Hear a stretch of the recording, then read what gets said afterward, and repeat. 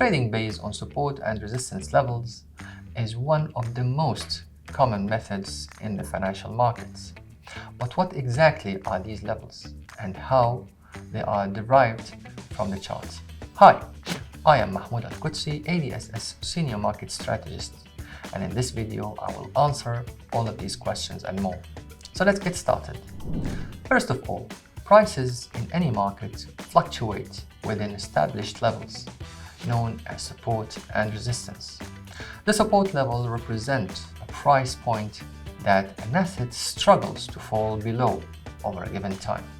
The resistance level represents a price point that an asset struggles to rally above over a given time.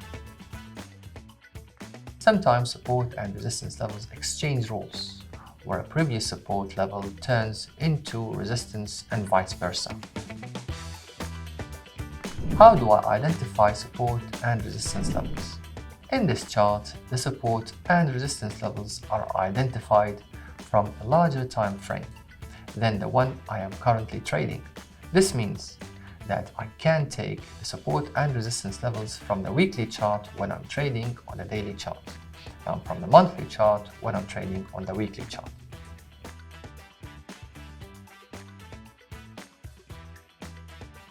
How can I incorporate support and resistance levels into my trading strategy? Support and resistance levels can be utilized in two ways: trading on the price rebound and trading on the price breakout.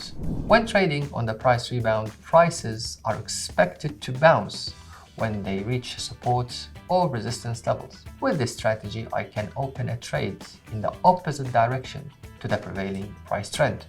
So if the price is rallying and approaches the resistance level, I can open a sell trade. On the other hand, if the price is falling and nears the support level, I can open a buy trade. The downside of this approach is that the anticipated rebound may not materialize and the price may persist in the same direction. To trade on the price breakout means anticipating prices will continue in their current direction once it's reached the support or resistance level. With this strategy, I trade in line with the prevailing price movement. So if the price rallies and breaks above the resistance level, I can open a buy trade. On the other hand, if the price retreats and breaks below the support level, I can open a sell trade. The downside of this approach is that the price reverses its direction after the breakout happens. However, I can mitigate trading risks by applying risk management strategy, which I will explain in another video.